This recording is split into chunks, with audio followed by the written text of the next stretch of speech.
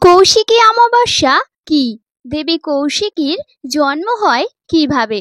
2024 সালে কবে পড়েছে কৌশিকী অমাবস্যা এবং ওই রাতে কি কাজ করলে পাবেন তারা মায়ের আশীর্বাদ? তার সাথে এই কৌশিকী অমাবস্যার পৌরাণিক সূত্র কি এবং কেন তন্ত্রমত ও শাস্ত্রমতে পূজা করা হয়, সেগুলিই জানবো আজকের এই ভিডিওটির মাধ্যমে। তাহলে চলুন আজকের ভিডিওটি শুরু করা যাক। প্রথমত, কৌশিকী অমাবস্যা কি? বিভিন্ন তিথিতে দেবী কালী মায়ের নানা রূপের আরাধনা করা হয়ে থাকে। শক্তি রূপে দেবীর আরাধনা বাংলায় বেশ জনপ্রিয়। ভাদ্র মাসের শুরুতেই যে অমাবস্যা পড়ে তাই কৌশিকী অমাবস্যা রূপে পালন করা হয়। এই দিন ভক্তরা অত্যন্ত শ্রদ্ধার সাথে মায়ের পূজা করে থাকেন। দেবী কৌশিকীর জন্ম কিভাবে হয়েছিল? মহাদেব ঠাট্টার ছলে ঘোর কৃষ্ণবর্ণা পার্বতীকে ডেকে বলেন, হে কালীকে, তুমি এই বিপদ থেকে দেবতাদের রক্ষা করো। জনসমক্ষে প্রতিমুখে কালীকে সম্বোধন শুনে দেবী পার্বতী অত্যন্ত ক্ষুব্ধ হন। তৎক্ষণাৎ মানস সরোবরে গিয়ে নিজেকে অভিষিক্ত করে নিজ গাত্রের সকল কৃষ্ণবর্ণ কোষগুলিকে পরিত্যাগ করে এক অসামান্য সুবর্ণ রূপ ধারণ করে নিজেকে প্রকট করেন। অপরদিকে পার্বতীর দেহ থেকে ফেলে দেওয়া কোষ থেকে আর এক দেবী আবির্ভূত হন। সেই দেবীর নাম কৌশিকী। দেবী কৌশিকীর আবির্ভাবের পর দেবী ভগবতী কৃষ্ণবর্ণ ধারণ করেন এবং দেবী কালিকা এই কালী নামেই পরিচয় লাভ করেন। আগামী সোমবার 2 সেপ্টেম্বর 2024 পালিত হবে কৌশিকী অমাবস্যা। তন্ত্র সাধনার জন্য এই দিনটি অত্যন্ত গুরুত্বপূর্ণ। চলুন জেনে নিই কৌশিকী অমাবস্যার রাতে কোন কোন কাজ করা জরুরি। ভাদ্র মাসের অমাবস্যা তিথি কৌশিকী অমাবস্যা নামে পরিচিত। পুরাণ অনুসারে এই দিন দেবী শুম্ভ ও নিশুম্ভকে বধ করেছিলেন। শাস্ত্রমতে যারা দেবীর পূজা করেন তাদের জন্য কৌশিকী অমাবস্যার রাত বিশেষ মাহাত্ম্যপূর্ণ। তারাপীঠে এই দিন মা তারার বিশেষ পূজার আয়োজন করা হয়। সাধক বামাখ্যাপাও কৌশিকী অমাবস্যাতেই সিদ্ধি লাভ করেছিলেন। এই বছর কৌশিকী অমাবস্যা পালিত হবে 2 সেপ্টেম্বর 2024 সোমবার। বাংলা ক্যালেন্ডার অনুসারে সেই দিন 16 ভাদ্র। ভোর 5টা 5 মিনিট 51 সেকেন্ড শুরু হচ্ছে পবিত্র এই তিথি। অমাবস্যা তিথি থাকবে মঙ্গলবার ভোর 6টা 29 মিনিট 58 সেকেন্ড পর্যন্ত। কৌশিকী অমাবস্যার রাতে কি করবেন? শাস্ত্রমতে কৌশিকী অমাবস্যার মাহাত্ম্য অন্য অমাবস্যা তিথির থেকে অনেকটাই আলাদা। তন্ত্রমতে যারা দেবীর সাধনা করেন তাদের জন্য এই রাতের বিশেষ মাহাত্ম্য রয়েছে। জেনে নিন কৌশিকী অমাবস্যার রাতে কোন কোন কাজ করলে সংসার থেকে অশুভ শক্তি দূর হয় এবং মা তারার আশীর্বাদ লাভ করা সম্ভব হয়। জ্যোতিষশাস্ত্র বলছে যে কৌশিকী অমাবস্যায় সংযম পালন করা জরুরি, তাই এই দিন উপবাস পালন করতে পারলে খুবই ভালো। পুরোপুরি উপবাস রাখতে না পারলে নিরামিষ আহার করুন। আগামীকাল কৌশিকী অমাবস্যার সন্ধ্যেয় বাড়ির মূল প্রবেশপথের সামনে দরজার দুপাশে 2টো তিলের তেলের প্রদীপ জ্বালাবেন। এর ফলে আপনার সংসার থেকে সব অশুভ শক্তি দূর হবে এবং শুভ শক্তির আবির্ভাব ঘটবে। কৌশিকী অমাবস্যায় মা তারার পায়ে রক্ত জবা ফুল ও লাল সিঁদুর নিবেদন করে ভক্তি ভরে মায়ের কাছে প্রার্থনা করুন।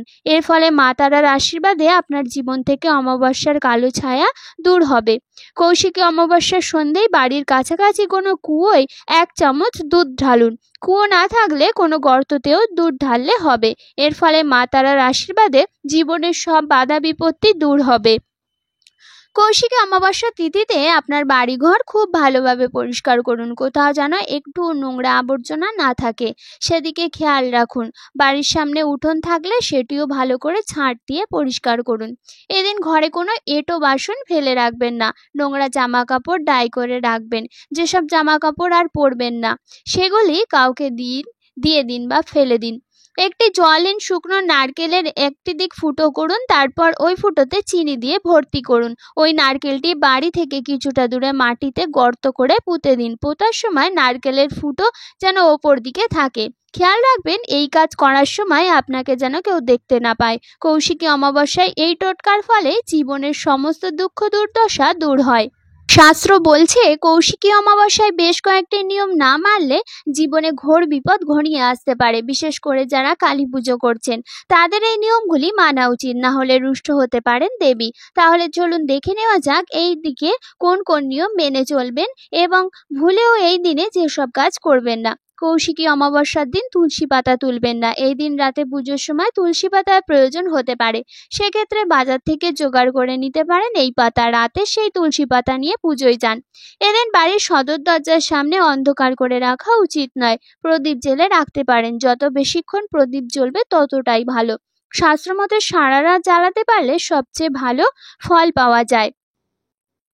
কৌশিকী অমাবস্যায় আমিষ খাবার এড়িয়ে চলার পরামর্শ দেওয়া হয়। কথিত আছে এদিন আমিষ খেলে জীবনে নেতিবাচক প্রভাব পড়ে, ফলে এই ধরনের খাবার না খাওয়াই ভালো। এই তিথিতে কাউকে কটু কথা না বলার পরামর্শ দেওয়া হয়। কারোর সঙ্গে ঝগড়া বিবাদে জড়িয়ে পড়বেন না, কোনো বড় সিদ্ধান্তও নেবেন না। একই সঙ্গে এই দিনে কাউকে ধার দেওয়ার বা ধার নেওয়া উচিত নয়। কৌশিকী অমাবস্যার দিন বাড়ি ঘর খুব সুন্দরভাবে পরিষ্কার রাখুন। ওই দিন যেন বাড়ি অপরিষ্কার না থাকে সেদিকে নজর রাখবেন। কোনো এঁটো বাসনপত্র রাখা চলবে না। কোনো পুরনো ছেঁড়া জামা কাপড় থাকলে সেগুলি কাউকে দিয়ে দিতে পারেন। অমাবস্যায় অসুর বধ। দেবী কৌশিকী অজনী সম্ভবা ছিলেন, সেই কারণে কৌশিকী দেবী শুম্ভ নিশুম্ভকে বধ করেন। যুদ্ধকালীন সময়ে দেবী কৌশিকীর শরীর থেকে হাজারো যোদ্ধা সৃষ্টি হয় এবং তারাই সমগ্র অসুরকুলকে ধ্বংস করে দেন। এই ঘটনাটি ভাদ্র মাসের প্রথম অমাবস্যায় ঘটেছিল। পরবর্তীকালে এটি কৌশিকী অমাবস্যা নামে ধরাধামে খ্যাত হয়। তিনি বামাখ্যাপাকে দর্শন দিয়েছিলেন এই কৌশিকী অমাবস্যাতেই। কথিত আছে যে ওই অমাবস্যা তিথিতেই বামাখ্যাপাকে দেবী কৌশিকী তারা নামে তারাপীঠ মহাশ্মশানে দর্শন দিয়েছিলেন। অমাবস্যার এই বিশেষ তিথিতে সাধক বামাখ্যাপা তারাপীঠের মহাশ্মশানের শিমুল গাছের তলায় মা তারার আরাধনা করে সিদ্ধি লাভ করেছিলেন। লোকের মুখে প্রচলিত কাহিনী সূত্র জানা যায় দেবী কৌশিকী তারা নামে এই বিশেষ অমাবস্যায় তারাপীঠ মহাশ্মশানে বিরাজিত থাকেন। সেই কারণে তারাপীঠ মহাশ্মশানে ওই দিন লক্ষ লক্ষ ভক্তের সমাবেশ ঘটে। ভক্তগণের বিশ্বাস ওই দিন মাকে পুজো করলে ভক্তগণের মনোবাঞ্ছা পূর্ণ হয়।